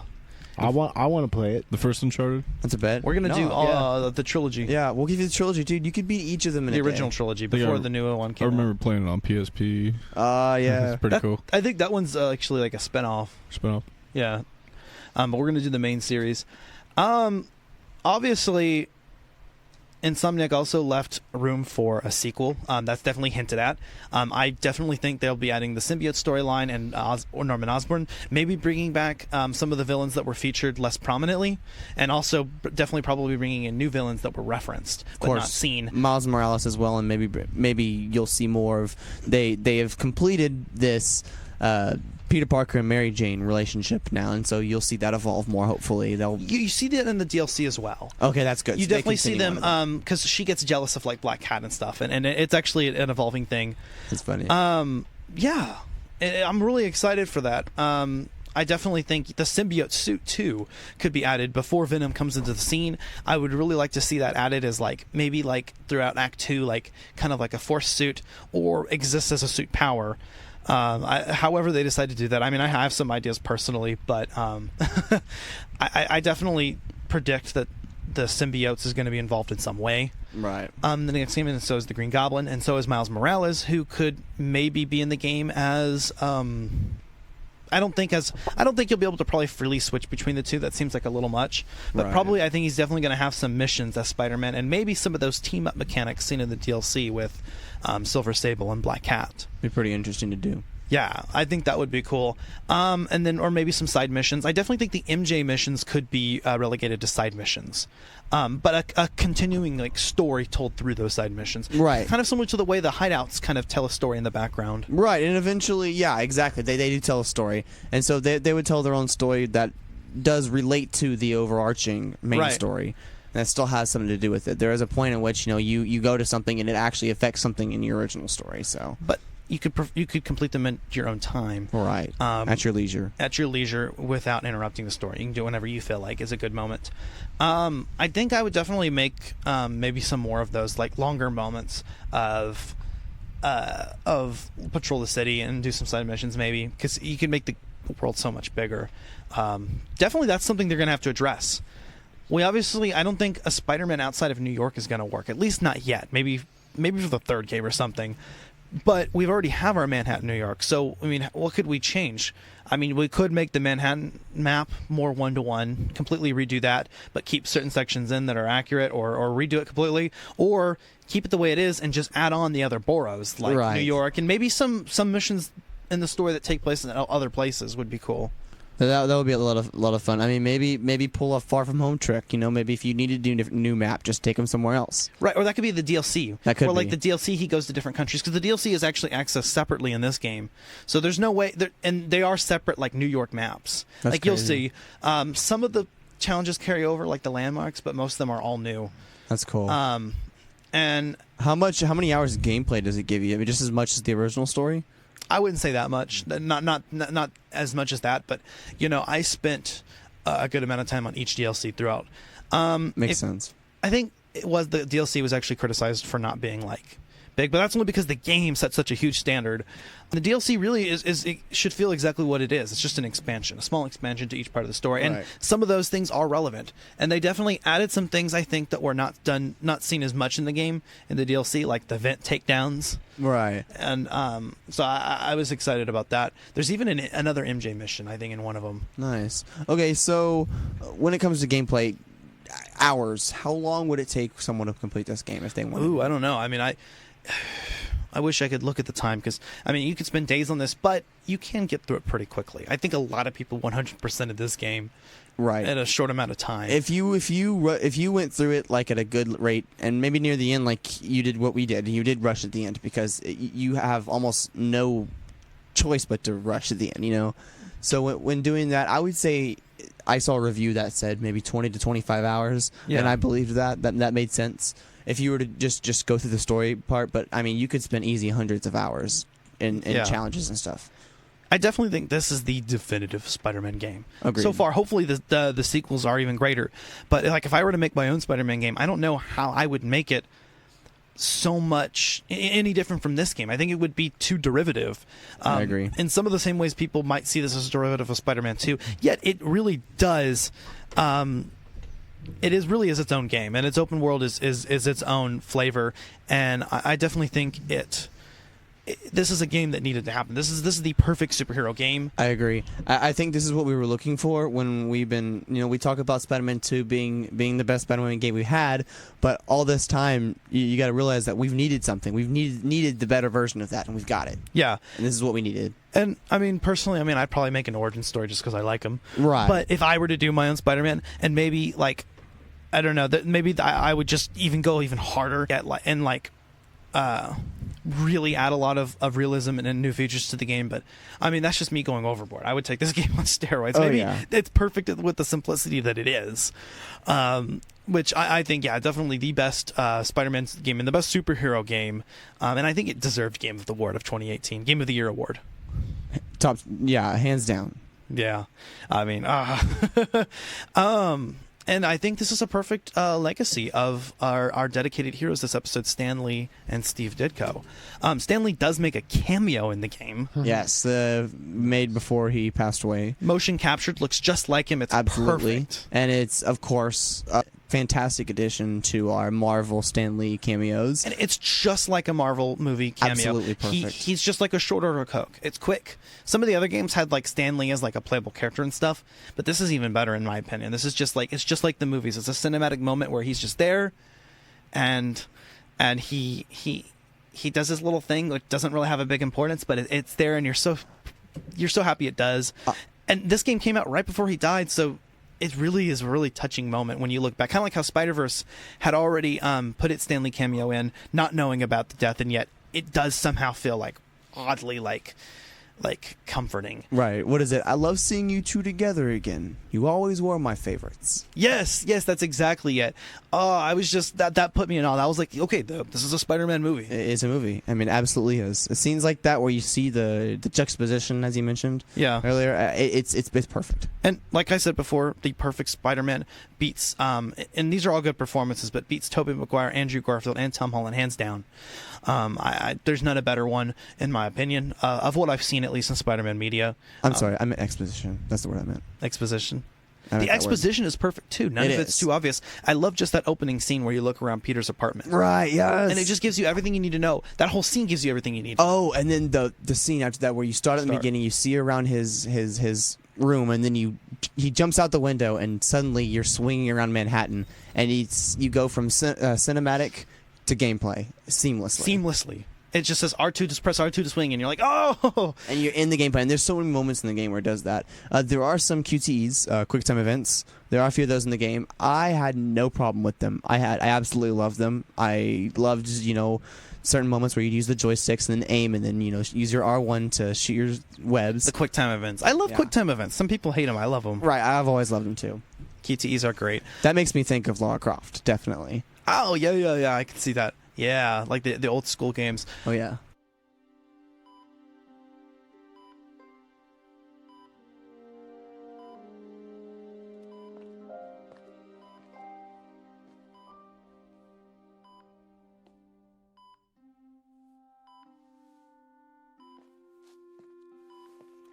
It's still viable. We'll need the entire sample as a base to produce more doses. How long will that take? A few hours. Maybe a day.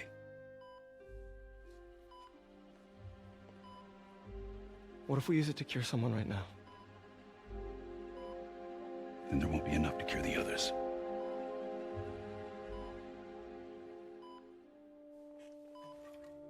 I'll give you a few minutes.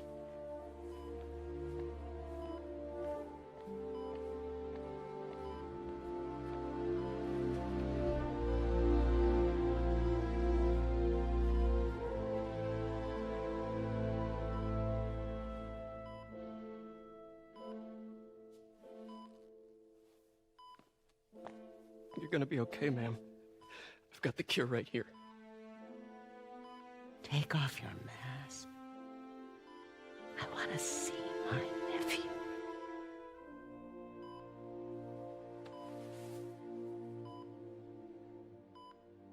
You knew?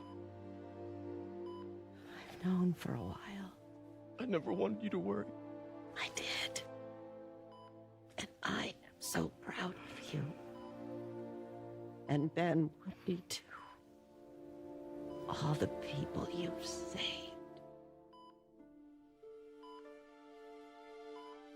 I don't know what to do.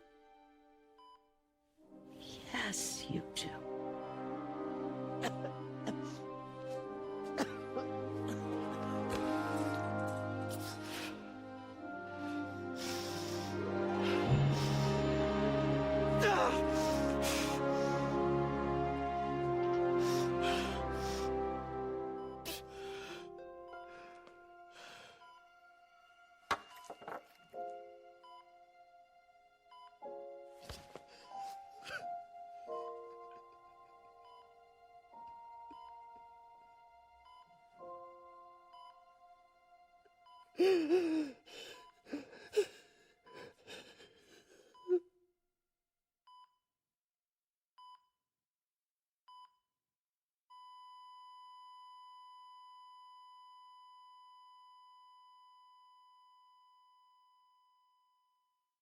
So, final thoughts?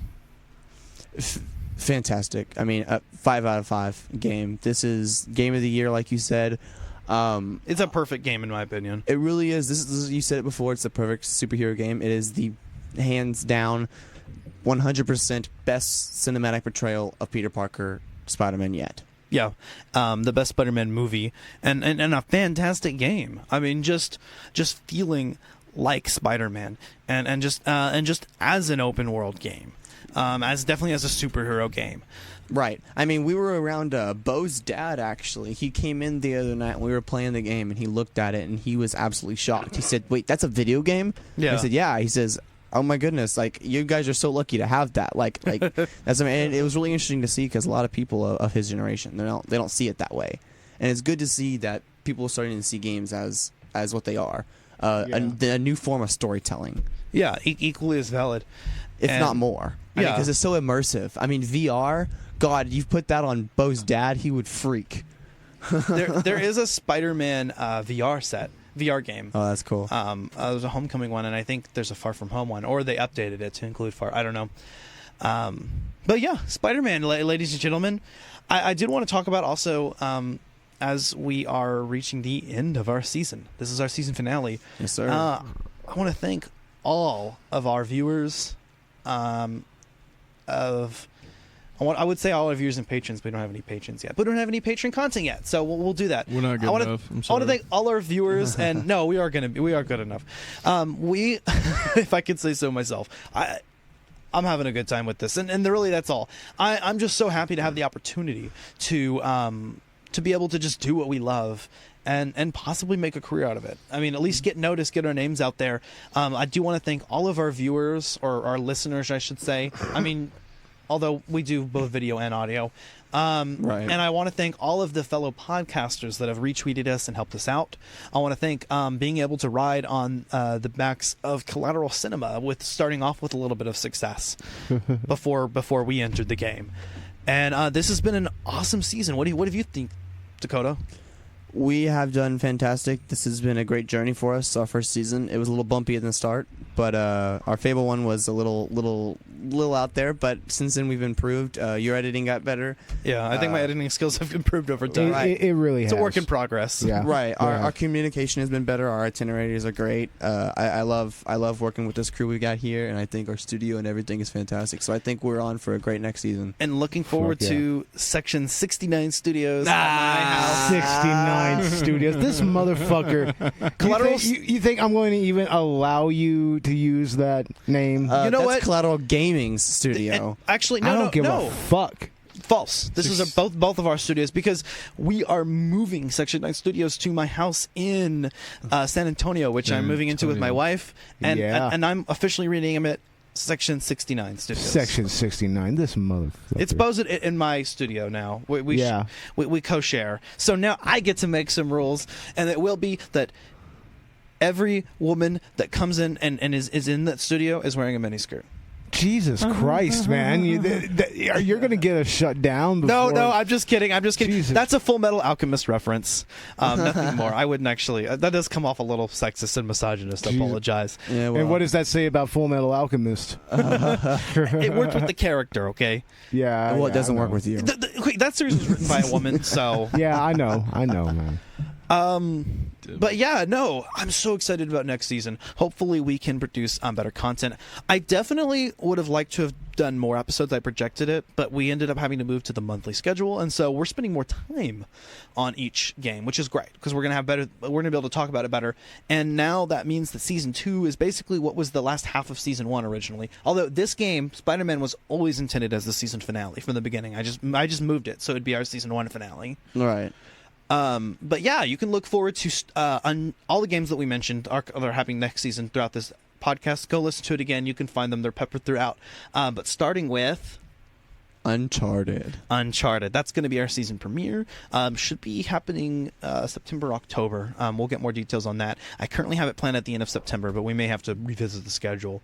But yeah, so we're going to go on a little bit of a break. Not a big one, because it's already August.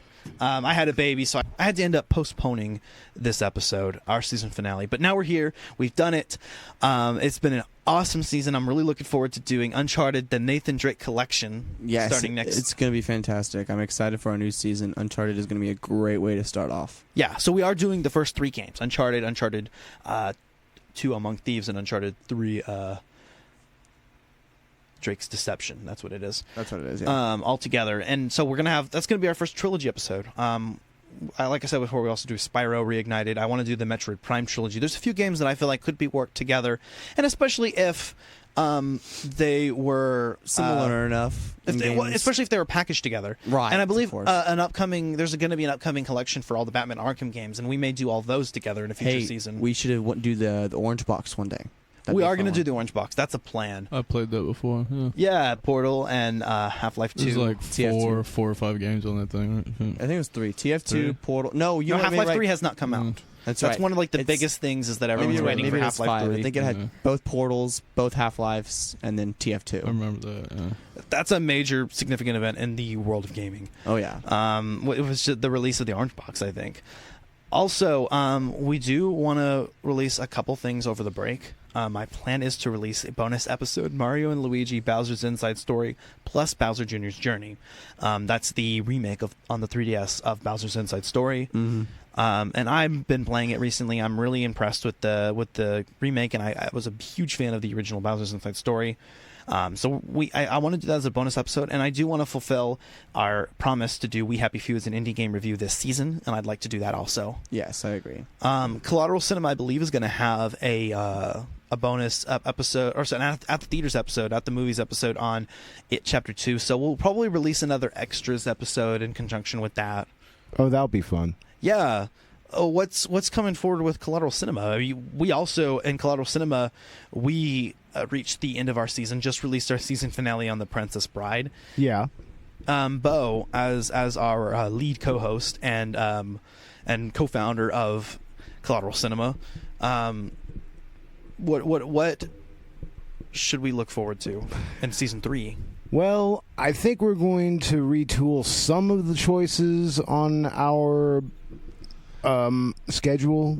No comment. But I can tell you right now that for sure we're going to start. No comment. We're not saying anything until October. This motherfucker. We're not saying we've already hyped. We already October. hyped this shit already, man. Suicide Squad, right? Yeah, Suicide Squad with Michael Cornwell. That's going to be our season premiere, and we're going to go straight to our Halloween episode. Stretch out the hype a little bit longer. Who cares? Let them wait. Look, Halloween episode. Yeah, the Halloween episode in October. Oh yeah. Okay, can I talk? So say what that is. Yeah, sure. The Shining. That was it's my choice. Woo. That was my choice, guys. I actually we all picked equal amounts of episodes, and starting in season 3, Dakota and I will pick an even amount. Although I picked games that I know that you and I both enjoyed, and also a couple. I let you suggest a few.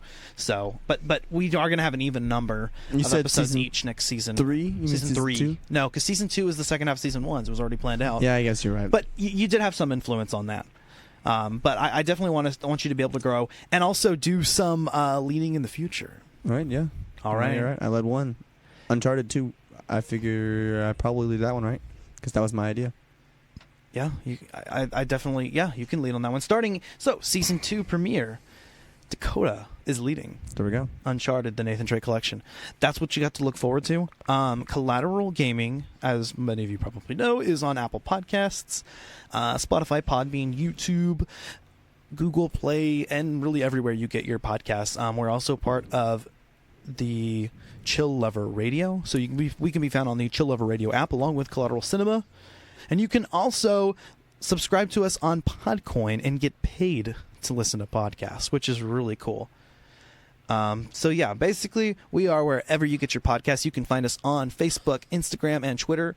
We have personal accounts as well on many of those. You can find Collateral Gaming at C Gaming Podcast on Twitter, at collateral.gaming.podcast on Instagram, or just search up Collateral Gaming Video Game Podcast on Facebook. I believe the URL, the username is C Gaming Podcast as well. So you can go follow us there and hear all the news. You can go follow our personal accounts. Feel free to. And also give us some feedback. Let us know. Do reviews on your podcasting apps. Add us on Twitter. Give us suggestions. Go follow our Patreon, because very soon we're going to be producing some Patreon content. I want to get that fixed during the break and really kind of try to get ahead if we can. It's not a lot of time. Anyway, I guess we've rambled on long enough. Maybe this is going to be a kind of a longer episode, hopefully. I mean, I'm having a good time. And I think that is all there is to say. Wouldn't you say, guys? I agree. I think we have said what we need to say about Spider-Man. This was a fantastic game. There's so much to talk about, so it's hard to talk about it. It's Spider-Man. What are y'all doing? I'm over here talking, and y'all are just mumbling and singing and I'm shit. over here singing Spider-Man Unlimited. God damn it, Robert. I think you were born when that came out. I'm sorry. Unlimited was a suit that wasn't featured in the game. Yeah, with all the references, every reference every suit made to comic books and movies and other media and even original suits. Anyway, that being said, I'm Ashley Chancellor. I'm Dakota Chancellor. I'm Robert Ortegon. I'm Bo Maddox. Bo, you don't get to say your name. I don't give a fuck. Fuck all of you. If you want to be on the episode, play the game. I will kick you in the nuts. Yeah, whatever.